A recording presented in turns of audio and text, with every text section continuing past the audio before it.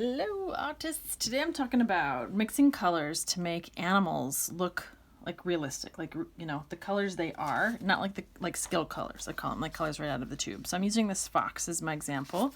I might talk a little bit about this wolf guy here too, because he's got a lot of nice different colors in there. But as you're looking at an animal, when you're going to create them, oftentimes, even though they're bright colors, they're not like candy colors, right? There's some slightly dullness to them. And the trick to getting a duller color and an accurate color is to use a little tiny touch of the complement. And the complementary color is the one across from a color on the color wheel. So if we're looking at this, I like this side better. If I wanted a red that didn't look like a candy red, but just a nice bright red, but more realistic, I'd add a teeny touch of green, because that's the one across from it on the color wheel. These are complementary colors. They're called complementary because next to each other, they make each other look brighter. But actually, if you add a touch of it when you're mixing, of the opposite color, it'll dull it a little bit.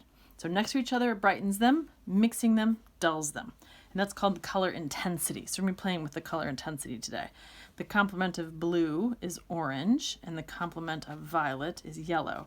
So these are our three main pairs when we're talking about our primary colors and our secondary colors. So I'm going to look at this fox. And anytime I do an animal, or really any object, I look first for the local color. Like, what color is this fox? Well, he's kind of an orange, right? I mean, dull oranges. But there's an object that's the main color of something, and there's always variations to it. Like, we could say an apple is red, but it's not just one red. It's all kinds of different reds. So this is an orange fox, I'm going to call him, and you can pick one, just, you know, kind of look at what's mainly there for your animal. And then I'm going to use, because it's across from it, orange and blue to get those colors in between. Now, what if you got something like this guy? What would you call him? Well, there's white and black in here, but if I had to choose a color, I'd actually choose orange and blue for him too, and here's why. These little sort of warm browns tend toward an orange. I could say there's a little bit yellowishness in here and use yellow as representing that, but I think because it's a little darker, I would choose an orange. And then notice here, like right in his muzzle here, there's these blue tones.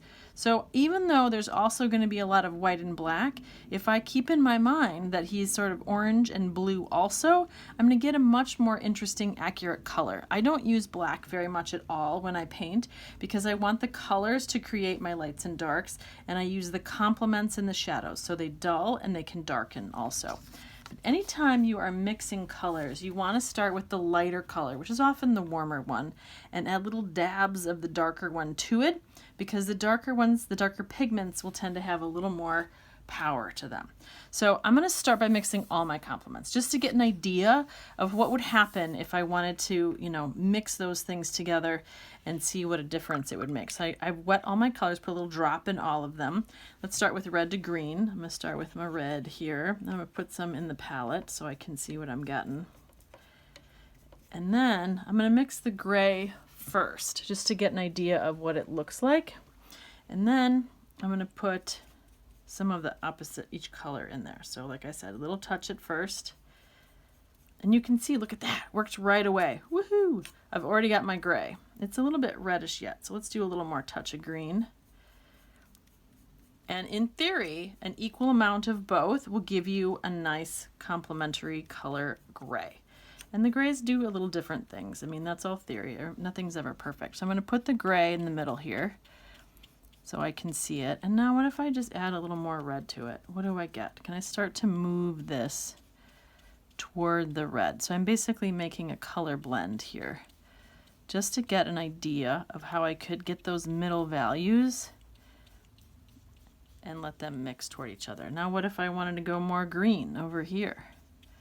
What happens if I bring this green in this way and start to blend that? So I can get this color blend and see just what would happen. Let's get this end of the gray. How I can get that nice value range of color there. Now, let's try the blue and orange. So I'm going to start with, I got to clean my mixing tray here a little bit. I got too much color in there already. All right, let's go a little orange and blue. I'm going to say my orange is a little bit lighter, so I'm going to start with that. Add a touch of blue. Blue's pretty dark, so that's going to change it quickly. Again, the 50-50 is in theory. Works for light, but not always for pigment when you're mixing colors. It's not a bad gray. I kind of like that gray right there. So let's try that. So here's my gray in the center. So I get an idea of how that would mix equal parts. That's a really nice even gray. Now what if I take some orange over here and blend that? That's a lot of pigment on my brush. Take a little bit of that off so I can blend it in.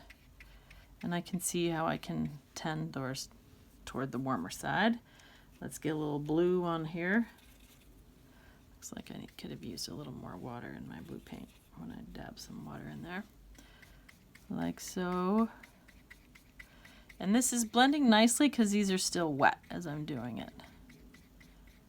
There we go. So I can see how my blue, let's get some blue on the brush, come on.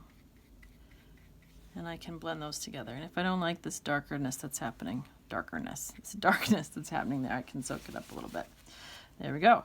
How about yellow to violet? Now this one's a little trickier. Let's clean this off again.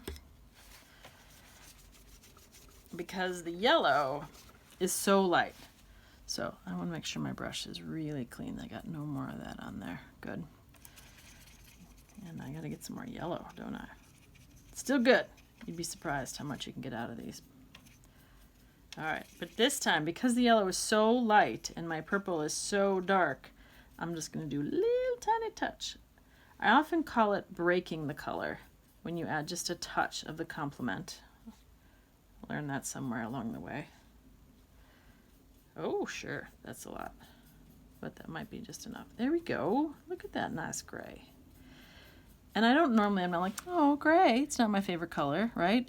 But if you want to get accurate colors for what you're seeing and try to mimic what you're painting, it really does help to know what that in-between is going to look like, because you'd be surprised how often just a nice gray makes everything unified and makes it all come together. So just a little bit of purple over here. Again, this is pretty powerful, so it's going to change it quickly. But I can start to get that blend. So now I get a really nice representation of how my complements blend together, and I can get these neutral values in here. Voila! Next, color swatches. I want to practice the exact colors that I need in my fox. Where'd you go, Mr. Fox? Here you are. So I said I'm going to use orange and blue for him, right? So with my orange and blue, I want to start to match these colors. And to do that, I'm going to do little lines on my edges here. I practiced a little bit earlier. And I just started looking at, okay, all of these are essentially mixed with orange and blue, but yet there's a little bit more violet in that one. Or I might tint it with a little red and get some different colors that are in his fur here. But I'm going to look at him for my inspiration. I'm going to start, let's say, this part right here. And I'm going to say, let's clean this up so I got some more room. Ooh, wiggling my table. Sorry. Hope you're not dizzy. Steady, steady. All right. So let's see. We're going with this guy. So I need an orange. Not super bright, right? It's got to be a little bit dull to be realistic. Come on, blue. Come on, blue. You're my boy, blue. Bonus points if you know what I'm talking about there. All right, let's do a little swatchy here. Let's do a little bit and see what we got.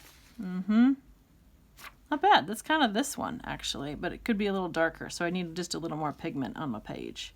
So I would say I've already got, and I'm going to take notes here so I can remember. This is just, not, I say yellow. That's not yellow. That's orange. I know my colors. Orange and a touch of blue. All right, orange and a touch of blue for, let's see, this is fur on top of his head. And I'll make these again later and I'll mix them up and it'll probably be a little different. But this is really going to help me sort of solidify what I want for his fur. Now I'm going to put some more orange in there and do a little test. I feel like there's a little yellow almost in there. Let's see if we get a little yellow on some of his fur. Get some yellow. Come on, yellow. And I'll fix this and clean it up later. But right now I'm doing all oranges and yellow, so it's okay if I mess it up. What do we got there? Ooh, that looks like these oranges in here. All right, so now I know what happens if I add a little yellow. What if I add a lot of yellow? Let's just see what happens there. I can try that. There's some of that lighter fur. What if I add some more water to that? Let's move this over so I can blot my brush a little better. Now look, ooh, now I'm adding a little bit of that. So there's the lighter fur. I can see the relationship there. And I just realized, so I'm seeing how touching those different colors to it. Let's add some red. Where do I see red in there? Can I take this and move it around? See where there's other little bits. Ooh, by his eye. Look at that. There's some red. And there's some red.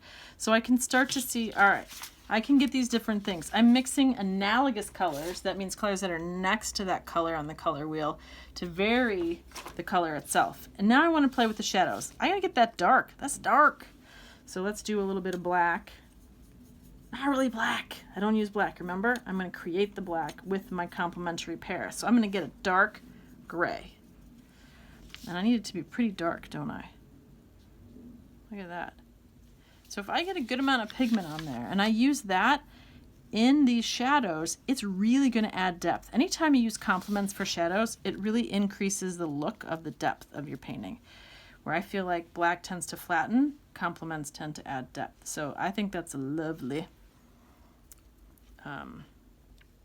shadow for his ears and things. And then look in here. Look at that. That I can use for these values here. And then I might take some notes on here. Again, I'm not going to make you watch me write notes. Oh, look, I have notes. Things like nose and in the ears. This is blue-orange. This time I add a little violet. Interesting how your sensitivity kind of changes to the colors.